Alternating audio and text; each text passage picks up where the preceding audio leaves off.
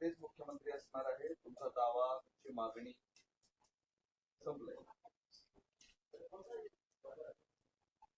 काल अमित शहा साहेबांबरोबर एकनाथ शिंदे साहेबांची, देवेंद्र फडणवीस साहेबांची, अजितदादांची दीर्घकाळची बैठक झाली. त्या बैठकीनंतर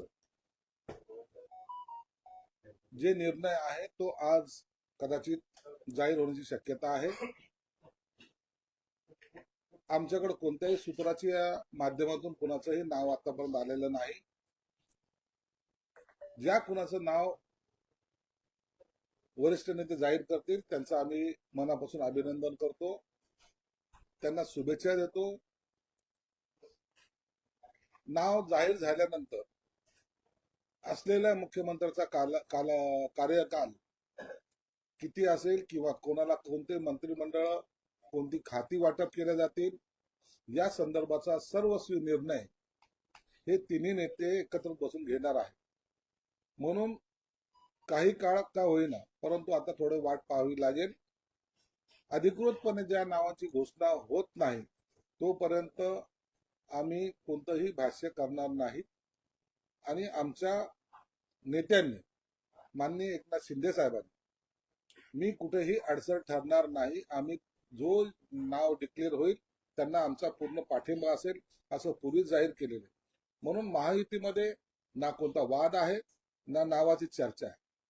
नेत्यांनी निर्णय द्यायचा आणि त्याची अंमलबजावणी खाली करायची, एवढंच तो काही आमच्याकडे असलेला अधिकार आहे. विरोध नाही, पण काही कंडिशन्स आहेत तुमच्या की मुख्यमंत्रीपद मिळालं नाही तर की असं नव्हे. आम्ही कोणत्याही कंडिशन ना त्यांना टाकलेले आहेत ना आमची कोणती मागणी आहे. योग्य तो निर्णय ह्या चारही नेत्यांनी त्या बैठकीमध्ये घेतलेला असावा आणि त्याची फक्त अंमलबजावणी करणं बाकी आहे. महाराष्ट्राचं नेतृत्व दिल्लीमध्ये मान झुकवून उभं आहे, अशा पद्धतीचं आता संजय राऊत म्हणतायत तिथं जाऊन वाट बघावी लागते की मुख्यमंत्री कोण जाहीर होणार. अरे मान झुकवणी, कोणी मान झुकवली हे सर्व देशाने पाहिलेलं आहे. सोनिया गांधी समोर मान झुकवणारे, त्या राहुल गांधीच्या समोर मान झुकवणारे ते आम्हाला स्वाभिमान शिकवतात का? तुम्ही तर मान नाही, तुम्ही तर गुडघे सुद्धा टेकलेले आहेत, हे सगळं पाहिलेलं आहे. म्हणून तुम्ही आता तुम्हाला हे स्वाभिमान, हिंदुत्व या गोष्टीची बद्दल चर्चा करण्याची सुद्धा तुमची लायकी नाही आणि तुम्ही ते करू पण नाही. तुम्ही जर असं बोललात तर याचा अर्थ आता महाराष्ट्राशी सुद्धा द्रोह तुम्ही करतात असा त्याचा अर्थ होतो. एकनाथ शिंदे संरक्षण मंत्री पद मागू शकतात, राष्ट्रपती, उपराष्ट्रपती मागणी पण मागू शकतात. एकच माणसाचं भीक मागायला कटोर त्यांच्या हातात आहे, आमच्या हातात नाही. आम्ही स्वाभिमानी लोक आहोत.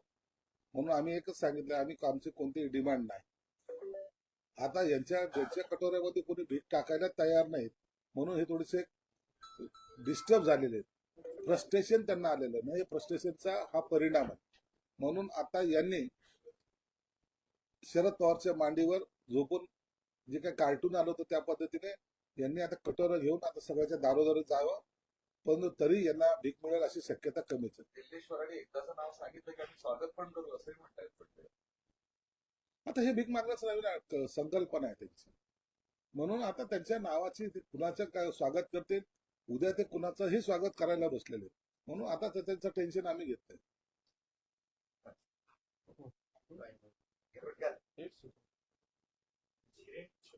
तोपर्यंत मुंबई कोस्टल रोड प्रकल्पाचं काम अंतिम टप्प्यात पोहोचलंय. खर्चात 1300 कोटींची वाढ आणि कोस्टल रोडचा खर्च जो आहे तो 14,000 कोटींवर जातो. या सर्व गोष्टीला त्या महाविकास आघाडी सरकार जे 2.5 वर्षामध्ये ज्यांनी स्पीड ब्रेकर लावले होते त्यामुळे झालेली ही वाढ आहे. आणि हे काम आता अंतिम टप्प्यात आम्ही चालू करून आता अंतिम टप्प्यात आले.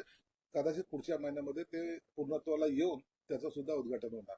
बरं, एकनाथ शिंदे गृहमंत्रीपद मागितले आहे याच्यावर बच्चू कडू म्हणतात की भाजप शिंदेना गृह खात्यात कसं देईल. तर बच्चू कडूच्या म्हणण्याला तर काही अर्थ नाहीये.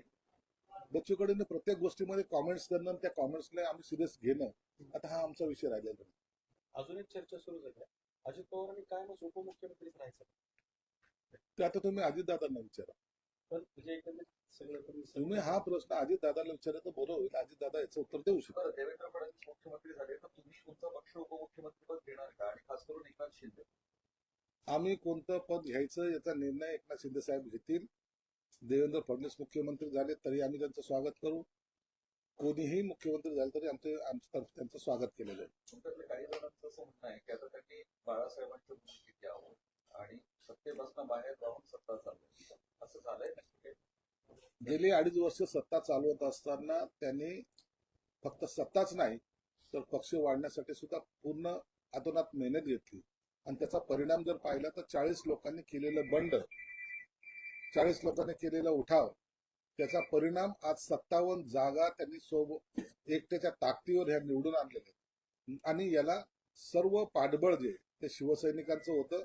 म्हणून शिवसेना प्रमुखांचे विचार हे एकनाथ शिंदे साहेबच पुढे घेऊन जातात. हे महाराष्ट्रातील जनतेने त्यांना दिलेलं हे सर्टिफिकेट आहे. तुमच्या शपथविधीसाठी मैदानाची चाचणी चर्चा गेल्या काही दिवसापासून सुरू होती. वानखेडे स्टेडियम, शिवाजी पार्क आणि आझाद मैदान हे उपलब्धच नाही. त्यामुळे आता ब्रेबॉर्न किंवा बीकीस हे दोनच ऑप्शन आहेत. आता त्या दोन पैकी कुठं होणार हे चर्चा आहे. त्या संदर्भातला अधिक माहिती काय? शपथविधी ह्या मुंबईमध्ये एक चांगल्या कोणत्या तरी जागेवर होईल. ब्रेबॉर्न स्टेडियम सुद्धा त्यासाठी आहे, राखीव आहे. शिवाजी पार्कला सुद्धा तयारी काही करायचे प्रयत्न चालू आहे. परंतु हा सोहळा ऐतिहासिक सोहळा असणार आहे. याला पंतप्रधानासहित अनेक मंत्री आणि अनेक राज्याचे मुख्यमंत्री सुद्धा उपस्थित राहणार आहेत. बरं, अजून मंत्रिपदास माहितीची आज कोणतीही बैठक नाहीये. अजून मंत्रिपद फायनल झालेलं नाही, कोणाला काय परिणाम नाही झाले. औरंगाबादची जागा भाजप म्हणते की पालकमंत्रीपद आम्हाला सभा गेल्या वेळेस आम्ही तुमच्यासाठी सोडलं. कोण काय म्हणतं याचा काही अर्थ नाहीये. हे सर्व निर्णय वरिष्ठांना घेऊ द्या. तुमच्या आमच्या बोलण्यावर हे काही ठरत नसतं. नेत्याने जो निर्णय घेतला तो आम्हाला मान्य असेल. मागणी करणं हे प्रत्येक कार्यकर्त्याचं काम आहे. तर उभाटा गटाच्या जवळपास 50 लोकांनी ते पैसे भरले ईव्हीएम मतमोजणी, फेरमतमोजणी करण्यासाठी. घोळ झालाय म्हणजे. पैसे भरले असतील, लोकसभेचे बी पैसे भरा. पण थोडं लोकसभेला जे तुम्हाला यश प्राप्त झालं त्या टायमाला जे काय फुगड्या खेळत होते ना, जे काय लाडू भरत होते, त्यांनी बी आता पैसे भरले पाहिजेत. म्हणजे जिंकले तर फुगड्या खेळायच्या, टाळ्या वाजवायच्या, बोंब मारायच्या, आणि हारले तर रडत बसायचं. आणि आता मग मोजणी काय? त्यांनी आता हे सगळे ईव्हीएमच्या बाबतीमध्ये ना त्यांनी मोर्चे काढले पाहिजे. किती प्रतिसाद मिळतोय लोकांना एकदा कळू तर द्या. आता हे घरोघरी जाणार आहेत. घरोघरी जायची लायकी सुद्धा याची राहिलेली नाही.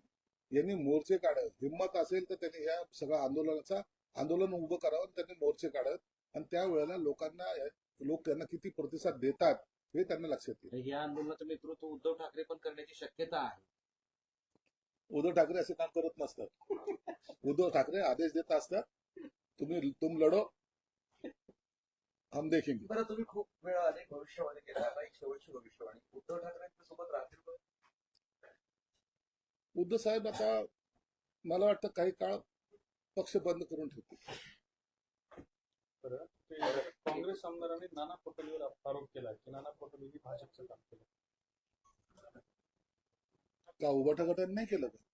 उभाटा गटाने बी आमचं काम केलेलं आहे, काँग्रेसने बी केलेलं आहे आणि राष्ट्रवादीने पण केलेलं आहे. म्हणून कोणी काम केलं याची यादी जर पाहिजे असेल तर त्या माहितीच्या नेत्यांकडे विचारा, ते तुम्हाला सविस्तर देतील. बरं, गेम चेंजर ठरलेली लाडकी बहीण काही निकषमध्ये बदल होणार आहे का? आणि 2100 ऐवजी नुकताच 1500 रुपये दिले जात आहेत आणि यात काही निकष असे आहे की महिलांच्या घरोघरी जाऊन पडताळणी होणार अशी चर्चा सुरू होती.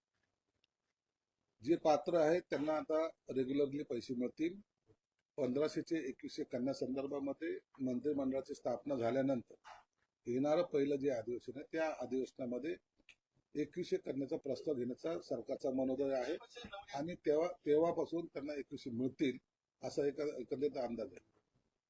वक्फ बोर्ड जे आहे ते वक्फ बोर्डला GR काढण्यात आलं. बरोबर होत आहे. मग त्यात का वाव गैर काय?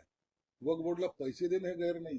नाहीतर त्या पैशाचा वापर इतर कामाला होत असेल तर त्यांना आमचा विरोध राहील. पण परस्पर मंत्र्यांना माहिती न होऊ देता किंवा आचारसंहिता कालावधी अधिकाऱ्यांनी स्वतःच्या मनाने काढले पाहिजे. मनाने काढलं असेल तर त्यांच्यावर कारवाई निश्चित होईल.